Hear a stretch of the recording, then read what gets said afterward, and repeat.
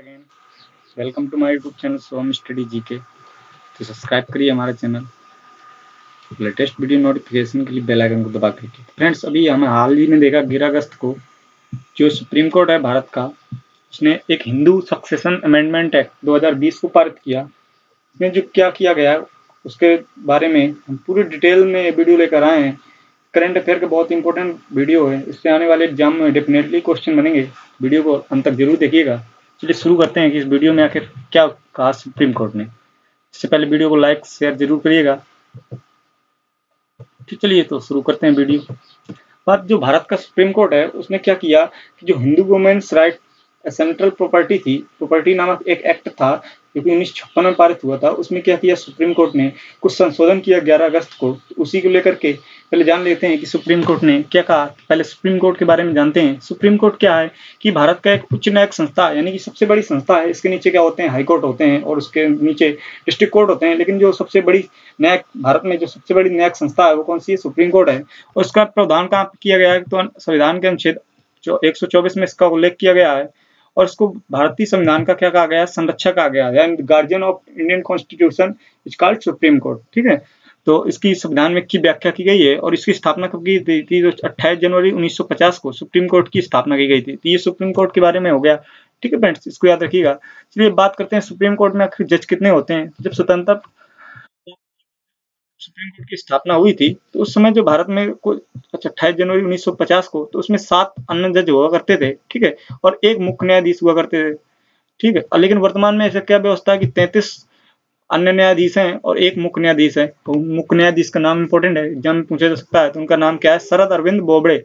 ये क्या है, भारत के चीफ जस्टिस ऑफ इंडिया है। इनको सुप्रीम कोर्ट का क्या कहेंगे, मुख्य न्यायाधीश भी कहेंगे और चीफ जस्टिस ऑफ इंडिया भी कहेंगे। ठीक है, चलिए आगे बात करते हैं सुप्रीम कोर्ट ने आखिर अपना जजमेंट क्या दिया। तो 11 अगस्त 2020 को सुप्रीम कोर्ट ने पैतृक संपत्ति के पर जो महिलाओं का अधिकार होता है उस पर अपना निर्णय सुनाया। और उन्होंने ये निर्णय को हिंदू जो उत्तराधिकारी अधिनियम 2005 में संबंध में अपना निर्णय सुनाया। क्योंकि इससे पहले संशोधन किया गया था संविधान में, जो अमेंडमेंट एक्ट किया गया था हिंदू उत्तराधिकार संशोधन 1956 को संशोधित करके 2005 में संशोधन किया था, उसको वापस से संशोधन किया। और इसके तहत और कौन कौन सी बातें हुई, इसमें क्या किया गया कि जो सुप्रीम कोर्ट ने निर्णय दिया कि महिलाओं को जो होता है उनकी पैतृक संपत्ति, यानी कि जो पिता की संपत्ति, उसमें कार्प सेनर घोषित कर दिया। कार्प सेंटर मतलब बराबर का हिस्सेदार घोषित कर दिया।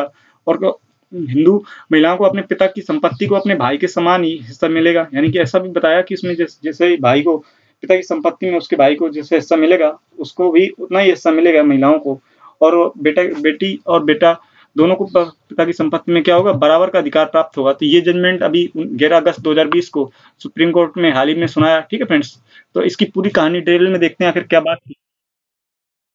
ठीक है फ्रेंड्स, चलिए बात करते हैं हिंदू उत्तराधिकारी अधिनियम 1956 में, जिसको पारित, जब से ये हिंदू संविधान जब लागू हुआ उसके बाद जो हिंदू उत्तराधिकारी अधिनियम यानी कि एयर एक्ट पारित किया 1900, किस विधि पे आधारित था तो उसके बारे में डिस्कस करते हैं। तो हिंदू कानून जो था ये प्राचीन जो ग्रंथ था मृतच्छ्रा कानून पे प्रेरित होकर के अधिनियम पारित किया गया था। देखते हैं इस मृतच्छ्रा कानून में आखिर था क्या। इसमें क्या हुआ कि जो महर्षि याज्ञवल्क्य की स्मृति थी, याज्ञेश्वर टीका, उस पर आधारित थी, जो कि 11वीं शताब्दी के आसपास लिखी गई थी। इसमें क्या बताया गया था कि जन्म उत्तराधिकार के संबंध में जो सिद्धांत दिए गए थे उनकी व्याख्या की गई थी। और उनमें ये बताया गया था कि कौन कौन से व्यक्ति हिंदू समाज के अंतर्गत आते हैं, चाहे बौद्ध हो, चाहे सिख हो, चाहे जैन धर्म के हो, या आर्य समाज के हो, या ब्रह्म समाज के जो भी अनुयायी होते हैं वो क्या होते हैं, हिंदू धर्म के अंतर्गत आते हैं। चाहे वो ईश्वर को मानता हो या किसको मानता हो, या वो किसी मस्जिद जो सिख समुदाय से रिलेटेड हो, या जैन समुदाय से, या ब्रह्म समाज, सब उनको क्या बनाया गया, उनको हिंदू एक तरह से हिंदू माना गया। ठीक है, तो इसके अंतर्गत कौन सा 1956 में एक अधिकार आया, तो उसके बारे में चर्चा करते हैं। इसमें बताया गया कि 1956 में जो हिंदू उत्तराधिकारी अधिनियम आया तो उसके अंतर्गत बताया गया कि जो पिता की संपत्ति थी उसको 2 प्रकार की संपत्ति थी। एक पैतृक संपत्ति जो उसको क्या थी, उसको जो अपने पिता से प्राप्त थी, और दूसरी जो उसकी अर्जित संपत्ति थी, तो यानी कि जो उसने खुद की अर्जित की थी उसकी संपत्ति को 2 भागों में बांट दिया जो संपत्ति थी। और उसमें कहा कि महिलाओं को केवल क्या है कि अर्जित संपत्ति पे क्या हिस्सा दिया गया, यानी कि जो उसके पिता ने जो संपत्ति के अर्जित की उस पर ही उसको हिस्सा मिलेगा, और जो पैतृक संपत्ति उस पर क्या होगा, उसको कोई हिस्सेदारी नहीं मिली थी।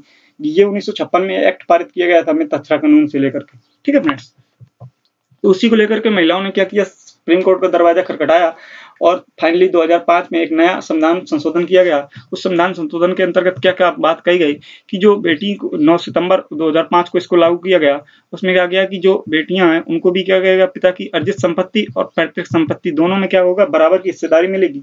उसी को लेकर कि ये कानून पारित किया गया, तो बढ़िया कानून था। लेकिन उसमें एक कंडीशन लगा दी सुप्रीम कोर्ट ने कि यदि पिता की मृत्यु जो है 9 सितंबर 2005 से पहले हो जाती है तो उनकी जो पैतृक संपत्ति उस पर क्या होगा, कोई हिस्सा नहीं मिलेगा।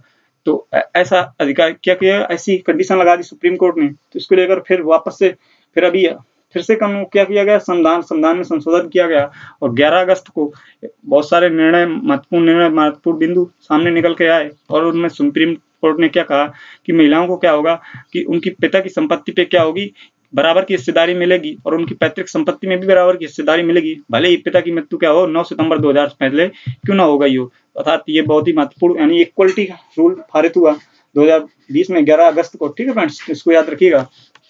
साथ ही अब चलिए देखते हैं तीनों जो कानून पास हुए हमारे, उनमें अंतर क्या है कि क्या अंतर डिफरेंस देखने को मिलता है। तो हिंदी उत्तराधिकारी नियम जो 1956 था उसके अंतर्गत क्या था कि महिलाओं को क्या होता था कि जो पिता की अर्जित संपत्ति थी उसमें तो हिस्सा मिलता था, लेकिन जो पैतृक संपत्ति थी उसमें क्या होता था, उसमें हिस्सा नहीं दिया जाता था। ठीक है, इसके बाद जो उत्तराधिकारी संशोधन अधिनियम 2005 आया, उसके तहत क्या हुआ कि महिलाओं को पैतृक संपत्ति में हिस्सा तो मिल गया, लेकिन उसमें एक कंडीशन लगा दी कि 9 सितंबर 2005 से पहले पिता की मृत्यु नहीं होनी चाहिए। तो उसमें फिर इसको लेकर, लेकिन जो हाल ही में 11 अगस्त 2020 को सुप्रीम कोर्ट ने अपना फैसला सुनाया, उसमें बात कही गई कि महिलाओं को क्या होगा, पूर्ण अधिकार प्राप्त होगा पिता की संपत्ति पे, चाहे पिता की मृत्यु भले ही 2005 से पहले क्या हो गई हो या ना हो गई हो। ठीक है फ्रेंड्स, तो ये हमने देखा तीनों को। अब आई होप आपको समझ में आया हुआ है, तो आप इसका स्क्रीनशॉट ले सकते हैं। ठीक है फ्रेंड्स, तो अब बात आती है कि आखिर जो सुप्रीम कोर्ट था उसको ये अधिकार क्यों दिया गया, कैसी क्या बात पड़ गई कि उनको ये अधिकार दिया गया। तो फ्रेंड्स, हमने संविधान में जाना था कि संविधान के अनुच्छेद 12 से 35 तक का क्या है, मौलिक अधिकारों की रक्षा के लिए प्रावधान दिए गए हैं सुप्रीम कोर्ट द्वारा। तो उन्हीं को लेकर के क्या किया, जो महिलाएं थी उन्होंने क्या किया, कोर्ट का दरवाजा खटखटाया। और क्योंकि संविधान के जो आर्टिकल 15 है उसमें प्रावधान किया गया है कि किसी भी व्यक्ति के साथ उसकी जाति, धर्म, लिंग, जन्म स्थान या मूल वंश के आधार पर क्या होगा, कोई भेदभाव नहीं किया जाएगा। उसी को लेकर के क्या हुआ, कोर्ट का दरवाजा खटखटाया गया। और क्योंकि ये उनके लिंग भेद से रिलेटेड था, इसलिए क्या किया, सुप्रीम कोर्ट ने अपना फैसला सुनाया, तो उसका संविधान का सहारा लिया। तो ये एक तरीके से बढ़िया बात थी। ठीक है फ्रेंड्स, चलिए बात करते हैं महत्वपूर्ण तथ्यों की, आखिर इसमें एग्जाम में कौन कौन से क्वेश्चन पूछे जा सकते हैं। तो पहला बात आती है कि सुप्रीम कोर्ट से बन सकते हैं कि सुप्रीम कोर्ट के किस आर्टिकल में उल्लेख है। तो 124 में स्थापना कब हुई थी सुप्रीम कोर्ट की, तो 28 जनवरी 1950 को इसकी स्थापना हुई थी। और अगली बात आती है कि सुप्रीम कोर्ट में कितने न्यायाधीश हैं, तो 33 क्या है, अन्य न्यायाधीश और एक मुख्य न्यायाधीश, कुल मिलाकर 34 न्यायाधीश हैं। और मुख्य न्यायाधीश का नाम भी पूछा सकता है, क्या है, A.K. अरविंद बोबड़े। ठीक है, और हिंदू उत्तराधिकार नियम 1956 में पारित हुआ था पहली बार। फिर क्या किया गया, फिर किस कानून से प्रेरित होकर के इसको पारित किया गया था, मिताक्षरा कानून से। ऐसे क्वेश्चन बन सकते हैं। साथ ही ये भी पूछा जा सकता है कि जो संशोधन किया गया था पहली बार कब किया गया, तो 9 सितंबर 2005 को। अब अभी हाल ही में 11 अगस्त 2020 को भी फिर से इसमें संशोधन करके पूर्ण अधिकार पिता की संपत्ति में दे दिया महिलाओं को। और एक किस आर्टिकल के आधार पर किया गया है, तो संविधान के जो आर्टिकल 15 है जिसमें बताया गया है कि किसी भी व्यक्ति के साथ जाति, धर्म, लिंग, जन्म स्थान, मूल वंश के आधार पर उनमें कोई भेदभाव नहीं किया जाएगा। तो ये कॉन्स्टिट्यूशन का सहारा लेकर के एक्ट पारित किया गया। तो आई होप आपको वीडियो पसंद आया हो तो वीडियो को लाइक शेयर जरूर करिएगा। ठीक है फ्रेंड्स, चलिए thank you for watching my video.